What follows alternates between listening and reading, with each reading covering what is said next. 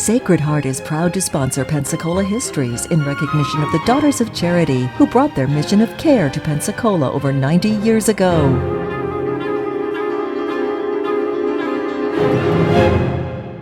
Hello and welcome to the continuing story of Pensacola, Florida, North America's first place city. And in this series of episodes, we have been detailing the evolution of our city government, beginning, of course, with the arrival here in 1821 of Andrew Jackson, the establishment of the first city charter, and then the evolution of aldermanic governor through times of railroad building, the construction of our first, or institution of our first bank, the problem of maritime hospitals, and then, of course, the war between the states.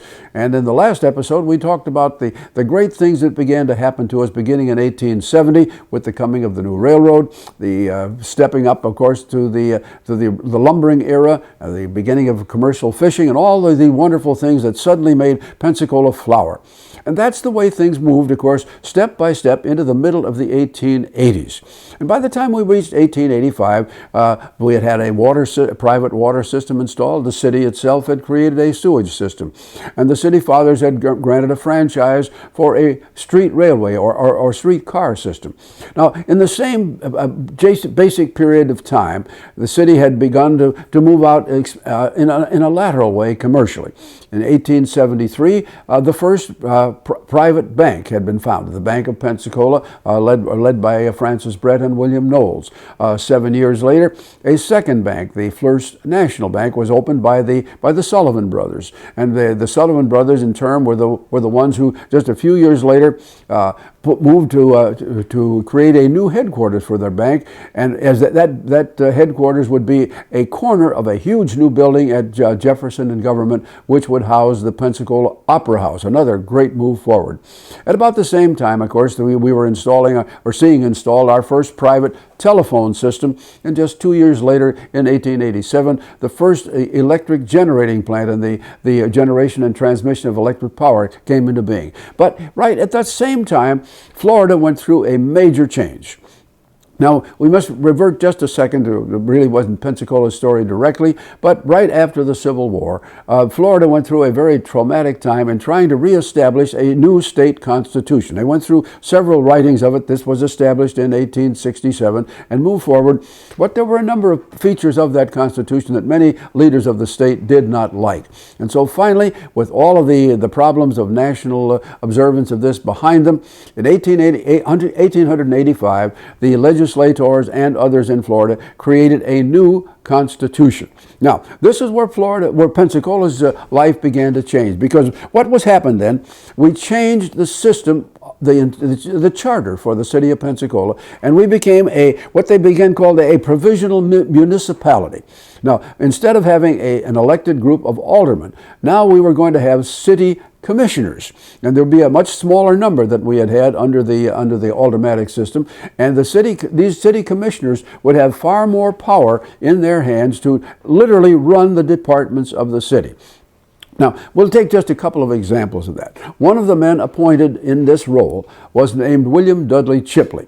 Chipley was the general manager locally here of first of all, the Pensacola and Louisville Railroad, which ran up to Flomaton. He also was the man who had engineered and built the Pensacola and Atlantic Railroad, which ran from Pensacola to the east all the way across with a junction with another railroad all the way east to Jacksonville. Chipley was Pensacola's first great booster. He believed in the future of this community, and he saw that city government was just not running well. And so he volunteered to become a city commissioner, and he did, and he was made the commissioner of public safety.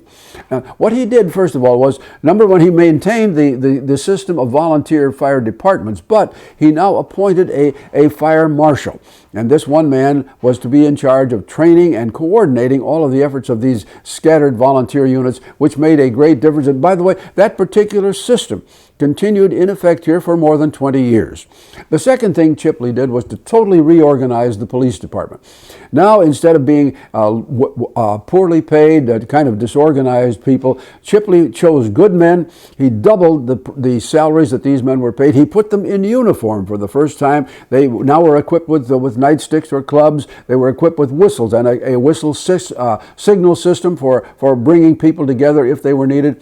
And so under Chipley's guidance, guidance, this was done, and a single man, a man named Joseph Wilkins, now was named to be the city marshal and also the county marshal or sheriff, and Wilkins would serve in that role for some years to come.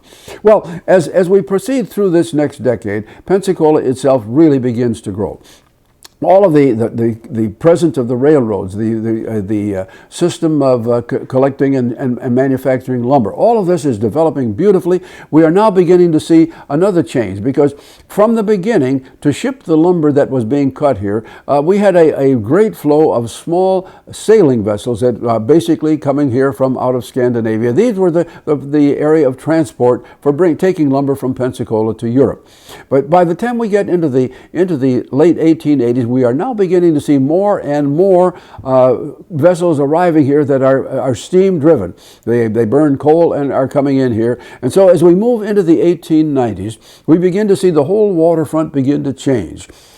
First of all, the railroad, which has been built to the north, now has tapped into the center of Alabama, and it is possible to bring whole trainloads of coal to Pensacola. This was another major breakthrough us, because now some of the businesses, the mills and so forth here, now we're in a position to use steam equipment and greatly increase their own efficiency and productivity. Now, beyond that, of course, the city itself begins to see the whole waterfront change. Now we are obviously becoming an industrial waterfront. Now, as all of this begins and segues into the 1890s, Mr. Chipley and others have a dream. They believe that very shortly the United States is going to take the lead in constructing a canal across Nicaragua, which would make an interocean passage possible. And this, of course, would just greatly increase the potential of the port here in Pensacola. So Mr. Chipley took the lead. And basically what he did was to engineer the desire on the part of his parent railroad to begin to put facilities in place along the waterfront with the city council's concurrence. And these facilities were leading up to what Mr. Chipley would be a great industrial or commercial sailing revolution. So in the course of the 1890s, we see Mr. Chipley working again as a city commissioner, moving forward and doing these things. Number one, he got money from the railroad officials in New York to build a whole series of new docks and warehouses at the foot of Commandencia and Barrack Street on the waterfront. Secondly, in that same period, Mr. Chipley was one of those who kind of engineered the coming here of a factory, a plant to produce commercial fertilizers. And when that came on stream here in late 1889, the fertilizers that were produced here now made all of the soil up in the area of central and north Escambia County suitable for raising cotton and tobacco. So within a matter of a few years, we are now becoming a large agricultural center. And so to go with that, along with other root crops, Mr. Chipley and the railroad built a huge grain elevator right down on the waterfront to supplement the presence of the docks and the warehouses. Now, of course, as all of this is going on, two of the mills, the George Washington Wright Mill and the Ricks Robinson Lumber Mill, which were right along the waterfront, one at 10th Avenue and the other at 14th Avenue, they ran their docks right out into the water. So you can see the city fathers overseeing and supervising a whole change that is taking place along the waterfront itself, and this is the driving engine for the local economy. As all of this has happened, we now see the beginning of another railroad beginning to make its way north, hopefully going one day to Memphis and St. Louis. This became originally called the Pensacola, Alabama and Tennessee, and it has its docks down on the waterfront at the foot of Ruth Street. So all along the waterfront, you see the city council having its role in helping to make the economy come into its own, and as it works, it does so. Now, of course, as all of this is taking place, the population is growing as well.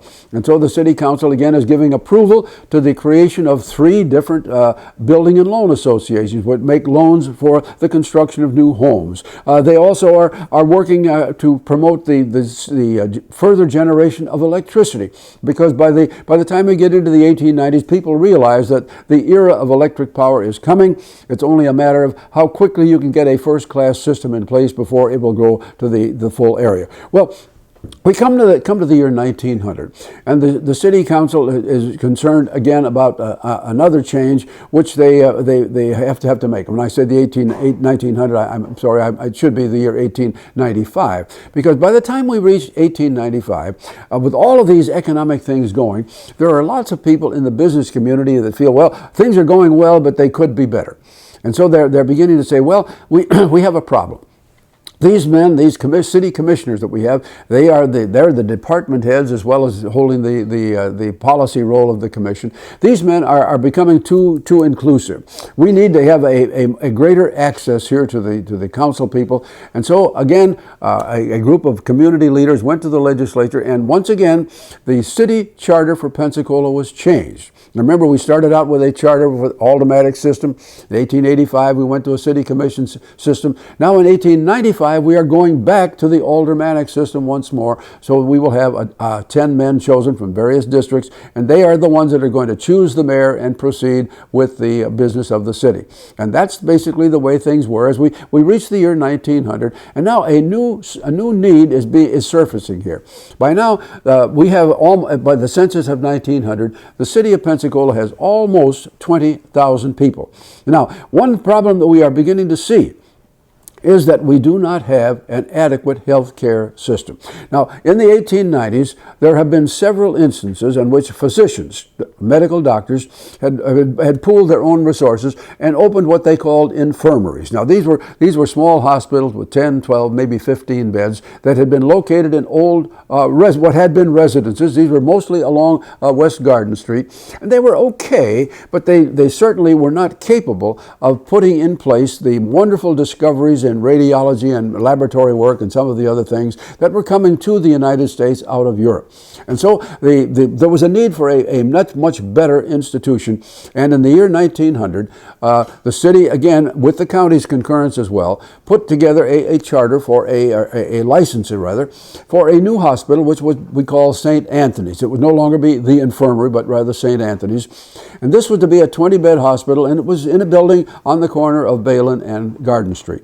This was a stock company, and banker Francis Brent was the chairman of the board. The two physicians were stockholders, Drs. Renshaw and Anderson, and also Miss Elizabeth Kroll, who had come here as a nurse and superintendent of the hospital. She was a stockholder as well. And so in 1900, the city council and the county commission worked out an agreement with the hospital that to take care of medically indigent patients, the county would pay for the use of 3 beds that would be available to them at all times for anybody that came in that was medically indigent. And in total, the two agencies of government would pay the hospital $375 per year.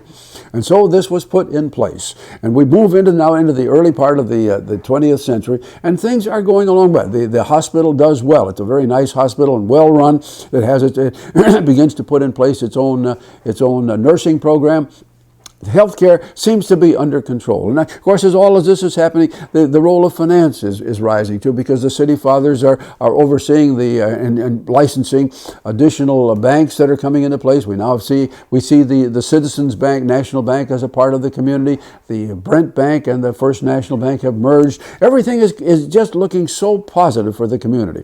And so we see more businesses of many different kinds coming. In 1903, the Manhattan Hotel, a very nice new hotel, is built on West Garden Street. Everything is looking well. The cultural arts are prospering. The opera house is functioning well. Everything seems to be going just fine. There are even half a dozen new railroads that have been chartered here. They never got built, but they are under charter now, and people are planning to put them in place along the waterfront as well. Our industrial economic waterfront is just blossoming beautifully. And so that's where things stood as we came to the year 1905, which we'll talk about next time.